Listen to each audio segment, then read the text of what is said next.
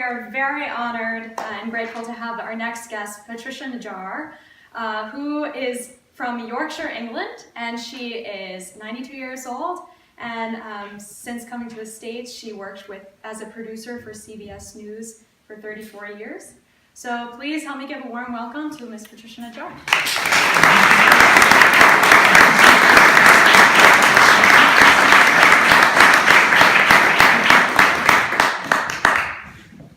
I was sitting on the floor in the most beautiful apartment in New York City.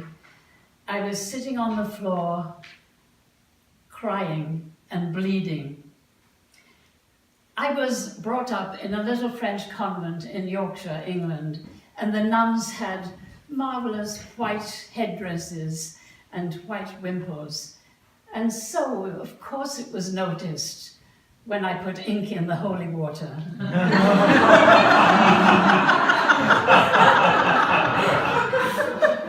I wanted to be an actress, so when I was 17, I went to the London Guildhall. I didn't learn much, but I did learn how to fall backwards without hurting myself, like Laurence Olivier in Hamlet. My first role was that of a dead body.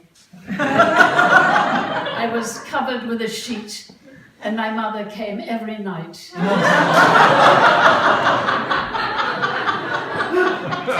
She said, "Pat, you were wonderful. You didn't breathe."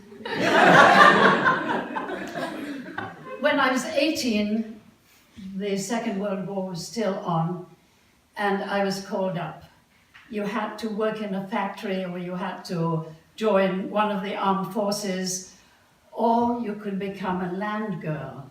And the uniform was marvelous, a great riding jacket and jodhpurs and beautiful boots. And there were many very handsome Italian prisoners of war on the farms. But anyway, John Gielgud came to the Guildhall and said, "I'm looking for 4 young women to go to the Middle East in a play to entertain the troops. Will be a year." I was the first with my hand up.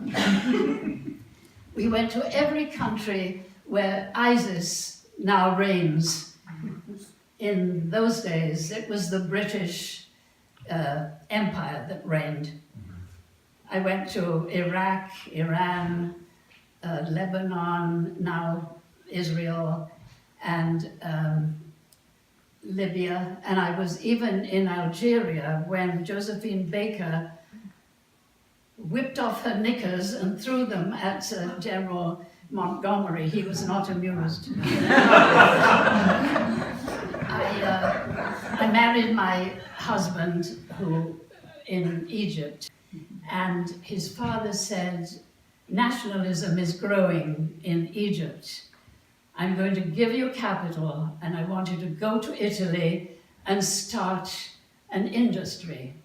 I was 21, my husband was 23. We knew nothing, but we thought people would have to eat even if there was another war, so we opened a cookie factory. And we bought 7 little Fiat vans with Raimondo Biscottificio written on them. And the cookies were so horrible that we couldn't sell them.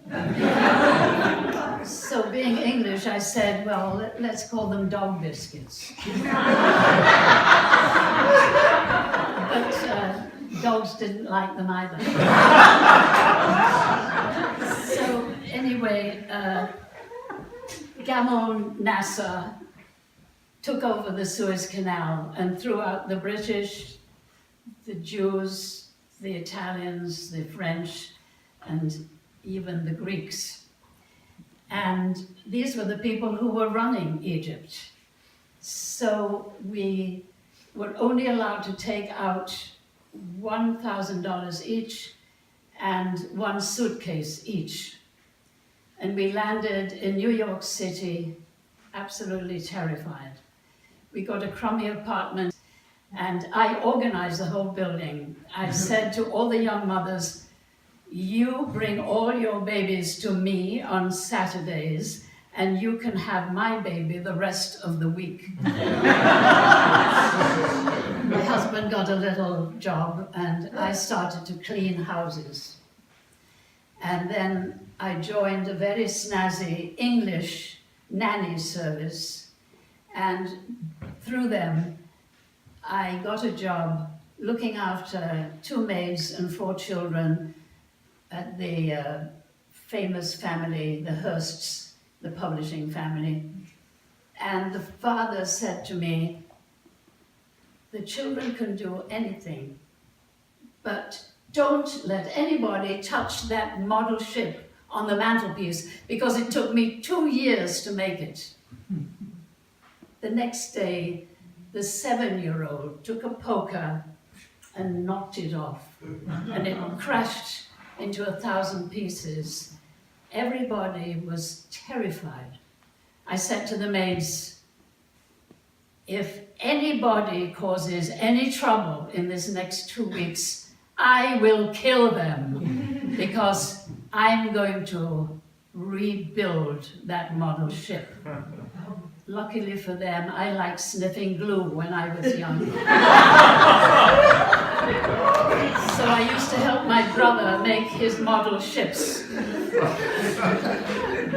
And I used to sit up at night carving and gluing. And one night I was sitting on the floor making a little ladder out of matchsticks. And I sliced with a razor blade, I sliced right through my finger. And there I was, crying and bleeding. And I thought to myself, that's it. I didn't come to America with this. No, I'm going to get out there and win. When the parents came home, the father looked at the mantelpiece and smiled, and I took my money and ran. So the next day, I took out of my famous suitcase a beautiful Christian Dior suit, and I went to Time magazine and I said, I'm a Middle East expert. I've just come from there. So they gave me a paper. How many books have you written? I put 3. How many languages? 5. How many degrees? 2. If you're going to lie, do it big. Then they believe you. Of course, I didn't know anything, so I used to have to go to another floor and say, could you help me? I'm afraid they would love you to do this upstairs, and I'll wait if you like.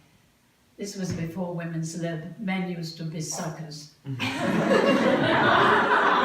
And then, after a year, I went to CBS, and I said, just came from Time magazine, and they were in awe of print journalism in those days.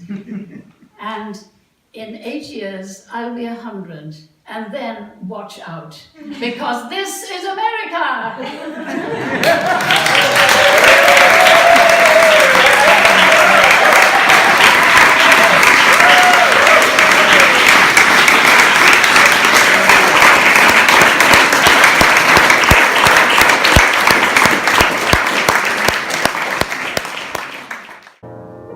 Well, that concludes tonight's program. Thank you all so much for joining us. Thank you to our amazing VIP faculty who helped put this program together, Don Upshaw, Kayo Mawama, and Lucy DeGray. Thank you all so much.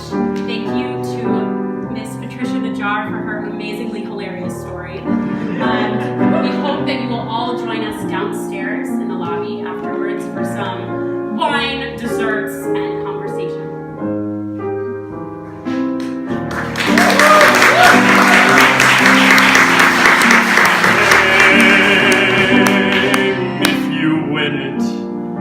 Comes and goes in a minute. Where's the real stuff in life to cling to?